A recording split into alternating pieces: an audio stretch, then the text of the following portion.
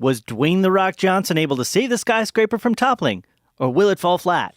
And was Hotel Transylvania 3 a spooky good time, or just hauntingly bad? Stay tuned for that here on The Real Review. Welcome to The Real Review.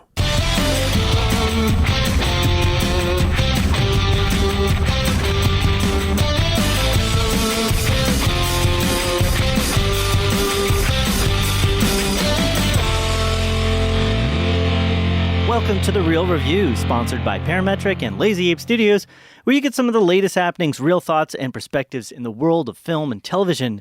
I am here with Matt. Hey. Okay. All right, everybody. I am here with Joel.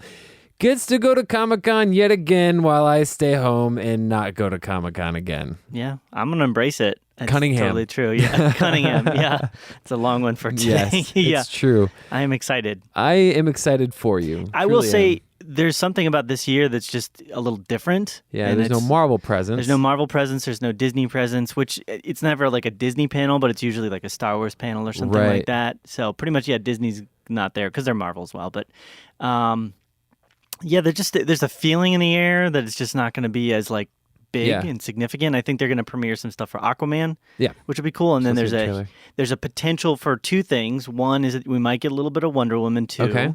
And then additionally, the super secret one is that James Gunn potentially might be announcing that he's going to take part in a film from the Dark Universe, which is weird. Cool. I mean, James Gunn, I love his, Guardians of the Galaxy stuff. He's a quirky dude. Yeah, I'm not a huge fan of the Dark Universe stuff as of yet, so maybe he can help redeem it. So here's the thing that I am interested in, because you and I both really liked the 2014 Godzilla. Yes, right? For sure. So the other day, I posted this on our site, our Instagram, all that stuff. They released first images from the film. Mm-hmm. You saw those? Mm-hmm. Okay, so there's some cool shots, specifically Godzilla. I'm like, that's cool because that falls in line with what we saw in the first Godzilla. You think you're going to get anything for Godzilla 2, maybe?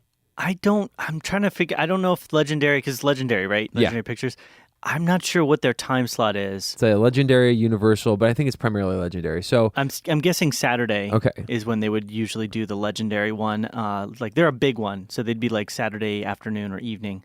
If so, then yeah. I think they would do the James Gunn Dark Universe stuff, and then I think they would probably do Godzilla. That'd be cool. I'm really excited for it. I'm not a fan of who's directing it, but I think I'm really excited for it. Aesthetically, it looks cool already. I'm going to try to make Saturday. Here's the thing, if you've never been to the San Diego Con, you kind of have to like pick and choose a little bit because it's just so like literally in order to get into the panel for Hall H to see the Legendary stuff on Saturday, you have to get in line sometimes as early as like Thursday.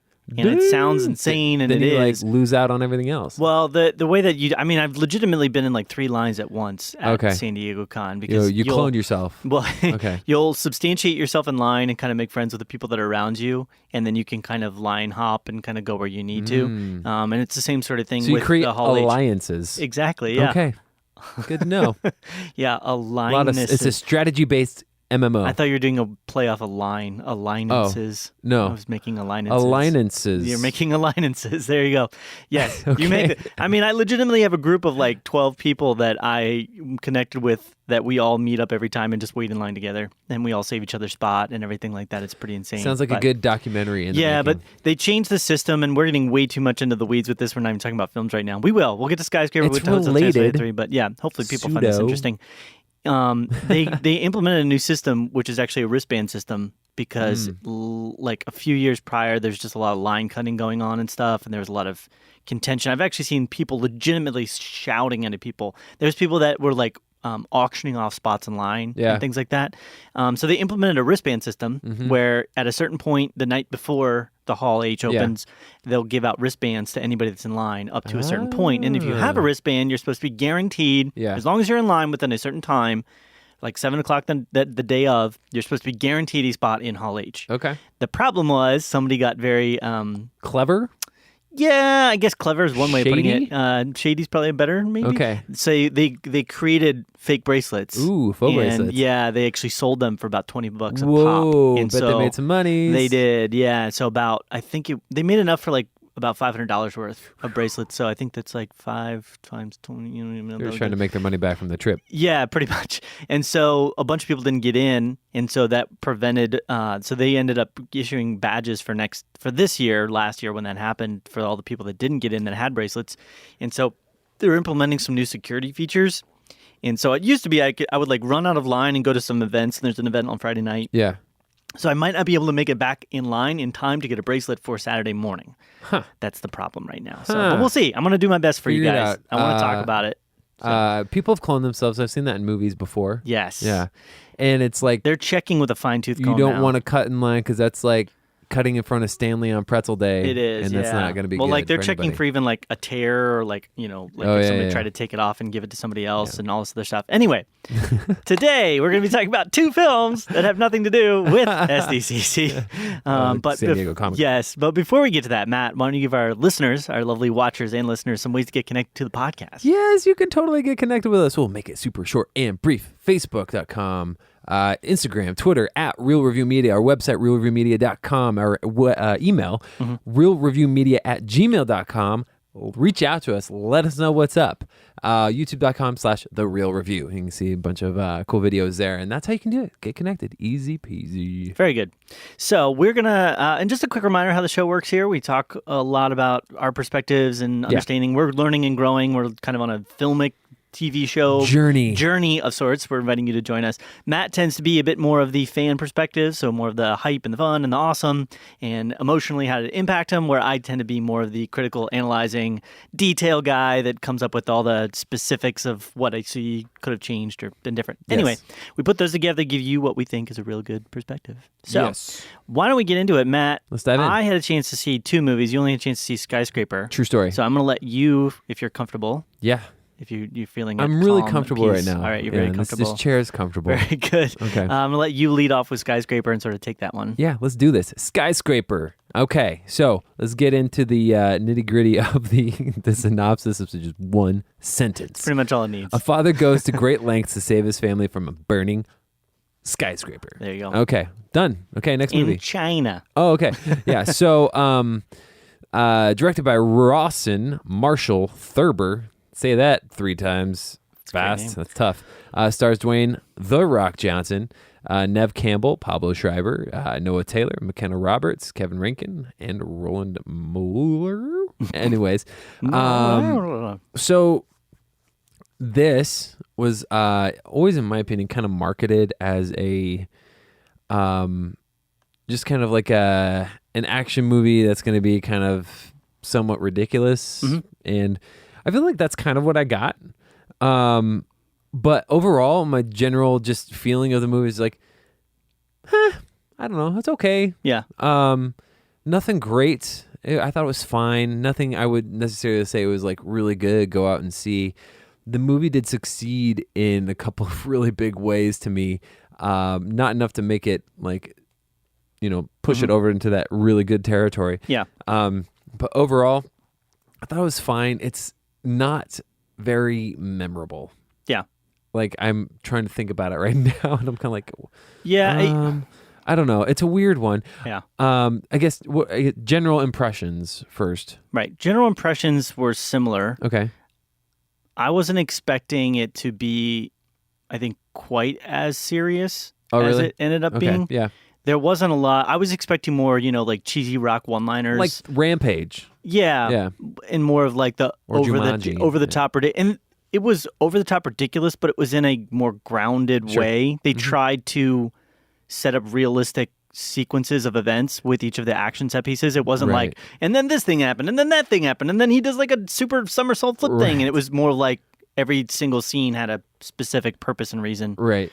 Now, I will say some of the reasons for why they had to do the things they did in the script were stupid, but all the set pieces for the action sequences were realistic, if that makes sense. Yeah. If it can be both realistic and unrealistic at the same time. Yeah. I felt like one of the strengths of the scripts for me was Dwayne. I've been getting a little bit we've talked about this a little bit, fatigued of The Rock, and I've seen him in so many different films now. Many similar to this. He's in all the movies. Yeah, but I think they did a good job of in a sense, not going as The Rock with him. Like, he's more grounded in this one. He gets, like, stabbed and, he gets beat up and injured at different moments. As far as how much that actually impacts him in the course of the film, it's more like, yeah. But it did help me to feel like, okay, this isn't just, like, Super Soldier Man that's just beating every person down. I think the taking away of his leg even, which isn't a spoiler, that's, all over the trailers and stuff. That helped to humanize him. Yep. And I thought it was funny. I will say, kind of spoil it, but like one of the very first action sequences we have is basically his leg getting removed. It's like immediately they're like, all right, we're just going to show you what happens because you're all wondering what's going to happen if he only has one leg in a fight. And we're just going to go there and then we can just deal with the rest of this later. Yeah. And then after that, it was kind of just like his leg was more of just like a byproduct of the situations, but it wasn't like a real concern or anything. So, yeah. What were your thoughts? I agree. And I thought that was one of the bigger strengths of the movie was The Rock wasn't being The Rock. He was just a military dude. He wasn't like, he didn't rely on having to be like super suave and charming or like make liners like in Rampage where it's like, that's a big arm, go to sleep. You know, exactly. Like stuff like that. Yeah. And he wasn't being like the macho man. He was being a dad. He was being a caring dad. And I like that. He was very serious and that first fight scene that you're talking about, it's not a spoiler. It's I thought it was pretty intense. I thought that was probably the best action sequence. Agreed. Because it was just super visceral and like things were like, it was an and there was weighty moment. Stakes because the two sides of the coin that you're dealing with there, and it's like interesting because you're like, whoa, what's this reason that this is even happening? Right. Which it got dealt with really fast. I was kind of hoping that the story that was in that fight scene would have played out longer in the film because that's kind of the feeling that I had. It was like after about the time that he gets to the skyscraper, it kind of started to fall apart for me a little bit. And it just got kind of like set piece after set piece after set piece. And it was just like the stakes were still there at times. Like even though I knew, okay, none of the good people are going to die in this, it still, it felt like compelling. Yeah. But it was just kind of like, it lacked that same emphasis and significance. And I think that's a silly thing to say about a film like this, but I think that's really what kept it. And the comparison that I made in my mind, at least, with this film was actually another film about a guy in a skyscraper. Do you know what film I'm talking about? Sky Hard. No. Yeah, pretty much, yeah. So Die Hard. And I think there was definitely at least 4 or 5 scenes that I noticed that had a very similar...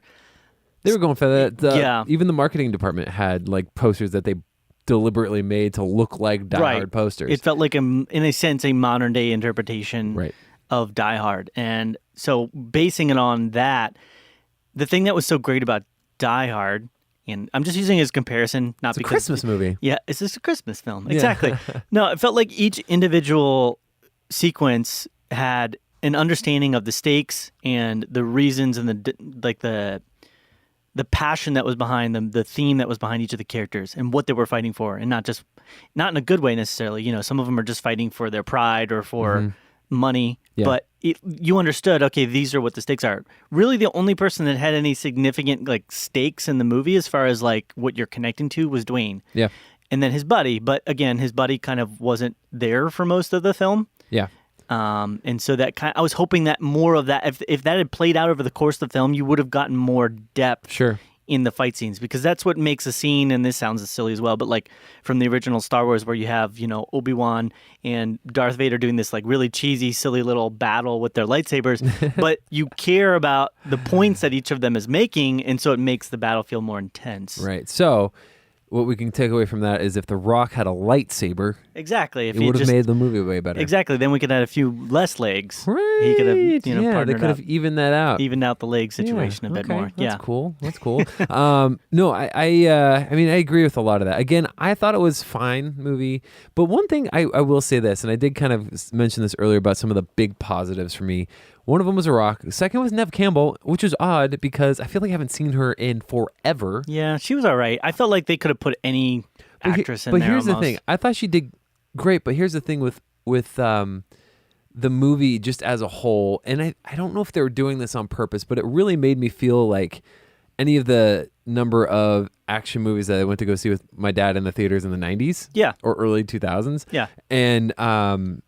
And I did kind of get that vibe because there's a lot of these like little cheesy lines like there's like this little dude that like is in like the FBI van when something good happens. He's like, yes, and I'm like, there is a few of those moments. Yeah, I would agree with that. That's kind of funny. It reminds me of when I was a kid for some reason. But anyways, the one thing that got to me the most, the absolute biggest thing, I have a fear of heights. This movie freaked me out. Like my hands were sweaty. Yeah. Like during a couple moments, I was like, "Oh my gosh!" Like I was like, nope." I said it to my friend next to me who I went to go see it with, and he said it a couple times too. And I was like, "Nope, no, thank you, nope." And like my hands like were sweaty. I was just uncomfortable, and I was like, "Oh my gosh!" I had that tingly feeling in my feet. Like it was terrible. But like I gotta give credit where credit is due. They did obviously for me. They were playing on my phobia, and they did an effective job at it. I was like, okay. Yeah, it felt like they were going. That agreed. I don't really have the same height issue, but it definitely you've got some of that like whoa, like this is really high type feeling from it. They were going for some quirkiness and kind of interesting ideas for the individual. I mean, the duct tape thing. Yeah. That was kind of like an ongoing gag of sorts, which got a little old for me after like the second time it happened. I was like, okay, like, you can't, I get it. You can do anything with duct tape, but it was like, the whole time I was thinking duct tape's not that strong. Yeah. I think at least the kind I buy isn't. I think one of the main things, and again, to correlate somewhat to Die Hard, was there was limitations to the technology during the time of Die Hard, and there was they were using duct like tape high in Die Hard too. Yeah, I know. Yeah. But with this updated film, they're using technology that is like so futuristic. They're using like biometric readers and motion sensing watches and all this other stuff. Lightsabers, yeah. But once you get to that point where it's like pretty much anything is realistic with technology, you start asking the question of like, well, why didn't they do that, or why would they have done this, or right. And there started to be, and I'm not going to name the specific moments for not wanting to spoil it, but there was like 3 or 4 times where I'm just like, you didn't do that. Like you didn't just like, you use biometrics, but you wouldn't have like a 2-factor authentication system, which is pretty normal like my Gmail. Yeah. Well, like it's like we're going to give you this one person all of the access and only that person, but provide no alternative or way to turn that off or limit the amount of it. Like there's no reason he would have control over all of these. There's just a lot of issues that it's like, that doesn't seem very realistic to me, And like you have a security center that's located off-site, but you wouldn't really have a guard station for a security center that's off-site. I mean, there's just things like that, and you just kind of start to question it because it's so futuristic and so like, we can do whatever, that it just makes my mind go, whoa, what about this? What about that? So futuristic, and there were no animojis in the whole thing. No. There was none whatsoever. Were you expecting that? Nope.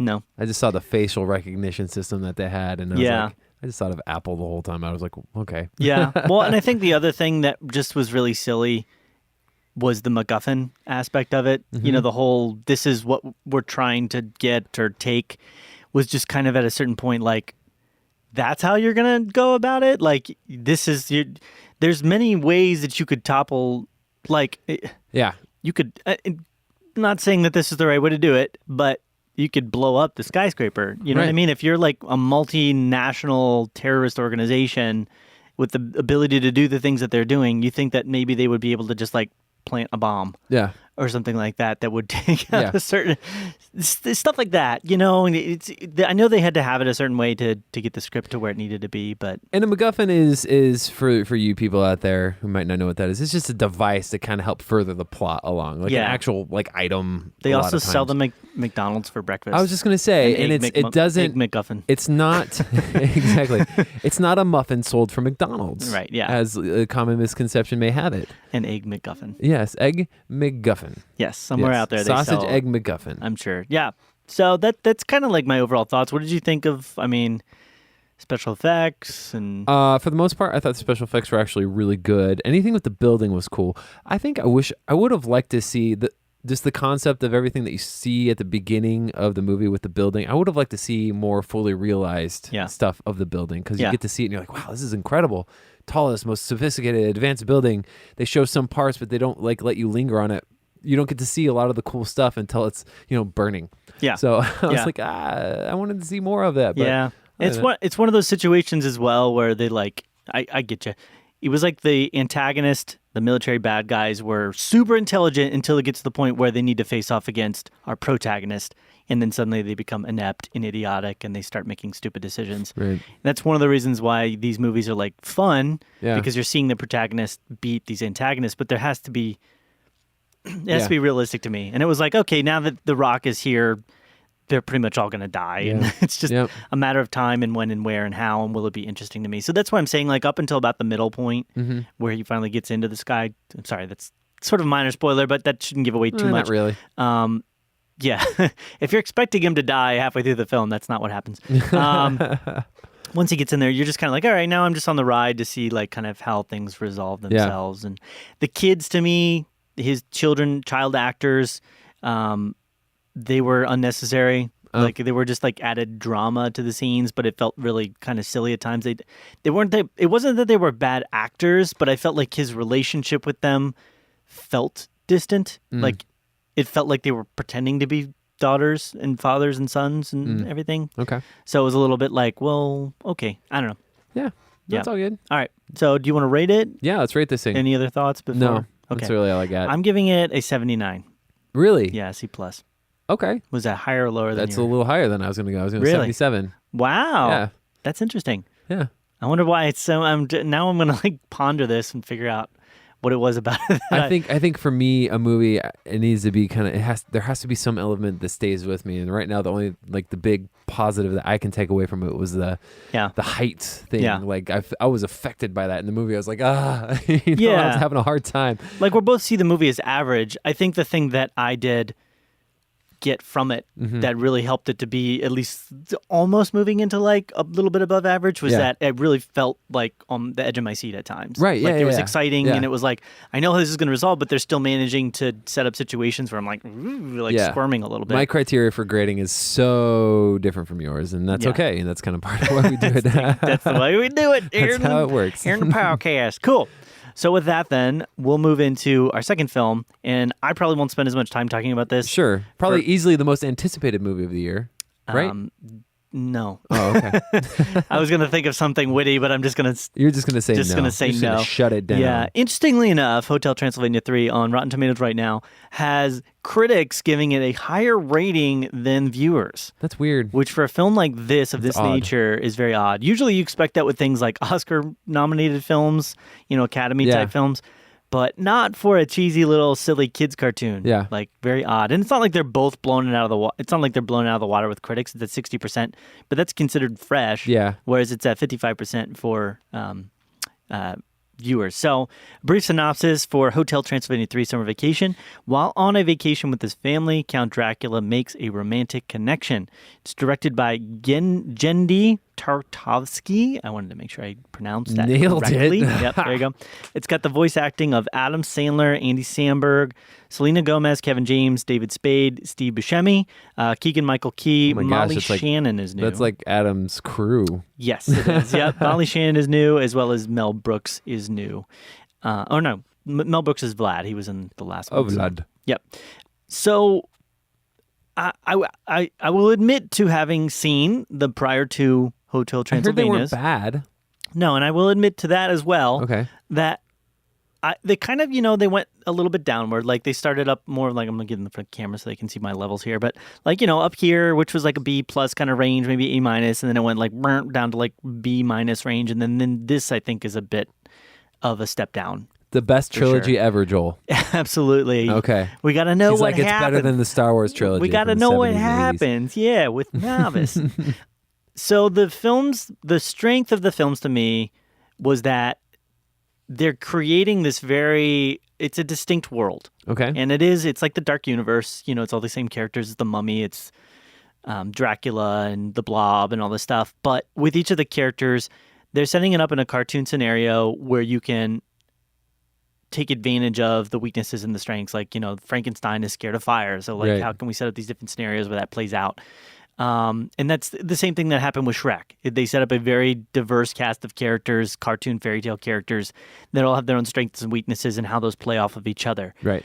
And they always manage to keep that fresh and interesting. and the way that it played out with the individual characters. And then, they bring in Johnny, who's Andy Samberg, voiced by Andy Samberg, who's just the everyday human guy. Here's Johnny. Right, and play off of this like fish out of water story, which, I'm a big fan of fish out of water type stuff.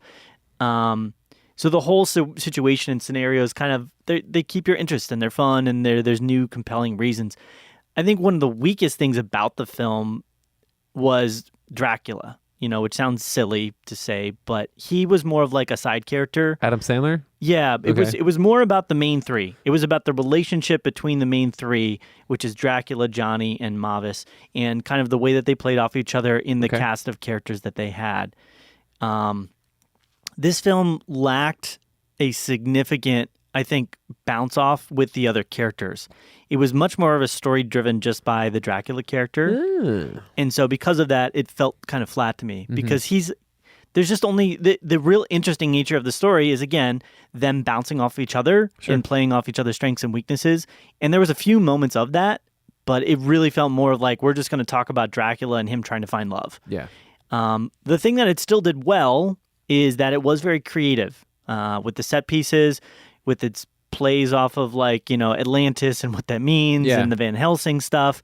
Molly Shannon plays Wanda Helsing, and the way that plays out is interesting and it's kind of fun. And there still were, maybe 4 or 5 moments of some hefty chuckling. Okay, hefty chuckling, gotta love it. Right. Most of that came from the situational irony, though. The unexpected, like, whoa, I wouldn't have seen that coming. What they did not do well in this one, which they had done in prior ones, was create visually funny moments that portrayed on screen kind of made you laugh. Like, I wasn't expecting to visually see that. This one felt like they were trying to do that really hard. Like, they would have these moments where the characters would just, like, stare at the camera with, like, a weird face. And it was like, hey, that's funny, right? Because their face looks weird. And it was like, because it didn't really... It felt like they were trying really hard versus just kind of letting it sit and like a break the fourth wall thing. No, they never looked at the fourth wall, but like when Dracula first meets Wanda, and they have this thing in the film which is called like zinging, which is basically like for monsters when they fall in love at first sight, they zing and their body goes like and they like get the shivers in their eyes like glaze over and stuff. And so there's like a moment when he first meets her and he like zings with her. And let's not get into the connotations of what that might mean, but come on, yeah. But like, so he zings with her, and like zings a song. Like, do they sing a song? Yes, Joel? they sing a song, zing a zappy song. Yep. Then his face kind of like turns into like this really goofy because he's like super like, oh my gosh, look at her, she's so cute. And so he gets this like big smile on his face. Where he does the yeah, where he goes da. And it's like. It lasts for like an elongated amount of time. Okay. So it's like you'd think maybe they'd keep on him for like a second, but it goes for like 5, and they're just staring at his face, and it's like, see, it's funny, right? He's got a silly face, see, right? And at a certain point, you're just like, this is stupid.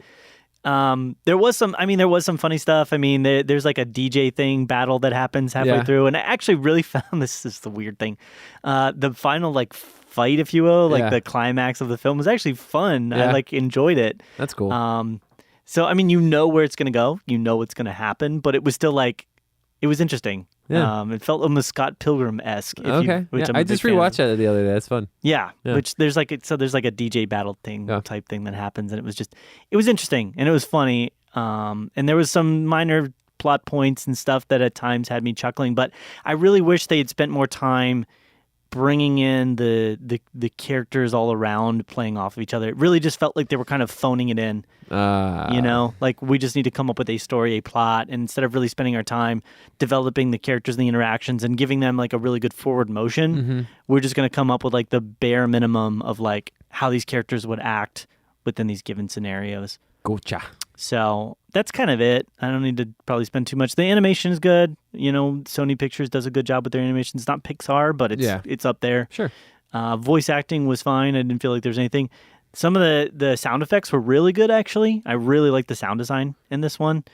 Wasn't like people slipping on banana peels and like the little horn honking. Well, yeah, I mean, it was silly and cheesy at times. That's kind of what I think about when you say sound effects. Well, like, like there's parts where they're like stomping around and like flip-flop things and stuff, and okay, I don't know. Yeah. But like I don't want to spoil it. Yeah. The flip-flop sound design was incredible. That's Yes. what I hear. No, but like it stood out as matching visually what I would think that things would sound like. Okay, I mean, it's hard to say because it's like a made-up world. Yeah. It's a made-up world within a made-up world, I guess. It's a made-up world inception. Yeah. So sound design was good, animation was good, voice acting was fine, but the story was just really bland. And it wasn't interesting. From the synopsis that you read, it didn't seem like, I don't even see how that would relate to to being a child's film. Like, how does a child relate to that? Yeah, I don't know what a kid, because it's a story of Dracula finding love. Maybe that's why the audiences didn't like it. Well, it's possible. They tried to pull it into the idea of family and the importance of family. Oh, like Vin Diesel in all the Fast and Furious movies. Yeah, well, because like, Dracula's going to find love, where does that leave Wanda? Yeah. Or not Wanda, sorry, where does that leave Mavis and the relationship between the father and the daughter? So there's like a little bit of tension there, but it's so simple and like dealt with like so quickly, like it's not really going to cause any contention. So it's almost more of a film plot for adults, but the humor is absolutely 100% for kids. Okay. Yeah, I gotcha. So I'm giving this one a 69. Heyo. It's a D+. D+. Yeah, it's a real zinger. Yeah, there you go. I don't know if they'll do a 4. I mean, I'll have to see. I haven't had a chance to check out and see how this is doing financially. It won this weekend. Did it? Which is interesting because Skyscraper came in 3rd opening weekend. Really? Yeah. Wow. Ant-Man and the Wasp was 2nd. That's intense. I did not realize that. True story. It's crazy. Don't know what that says about our culture, but Hotel Transylvania. Yeah, but we'll see. Maybe they'll go for a 4th then. It feels kind of like they're at the point now where it's like, okay, the story has been told. Yeah. You've That's delved the thing, though, into with everything here. If an animated movie does well, they're going to keep making them because it's not usually the same type of budget it goes into actual. I mean, the kids that were in it are now growing up, I guess, so maybe they could do one that's more focused on the children and, something. So they kind of left that door open, but... Okay. Yeah. Anything. Cool. Anyway, anything else, Matt? No. Cool. We're going to go ahead and wrap things up on the podcast and the vidcast. Then, again, some reminders, ways to get connected, realreviewmedia.com. Yep. We also have our Facebook, which is facebook.com/realreviewmedia. We would love to get connected with you there. Instagram and Twitter, which are both @realreviewmedia. Finally, we'd love to hear your thoughts and perspectives on any of these films. Maybe you're going to con. Love to hear what your excitement is. I'm not going. Sorry. It's a tough moment for Matt. But I'd love to hear your input on any of the stuff that we discussed today, and I will come back with more news. But drop us a line, realreviewmedia@gmail.com. I will come back from con with hopefully some good stories. Yes. Maybe some fun. I want you to I hope there's some Godzilla 2 stuff in there. That'd be sweet. I hope there is, and I hope I get to see it. That'd be sweet. Both of those things. If I don't get to see it, then I hope there's none of it. Yeah. I don't want there to be any if I don't get to see it. You don't get to see what I don't get to see. Yeah. Anyway, so anything else, Matt? No, that's it. All right. Well, it's been real. It's been real.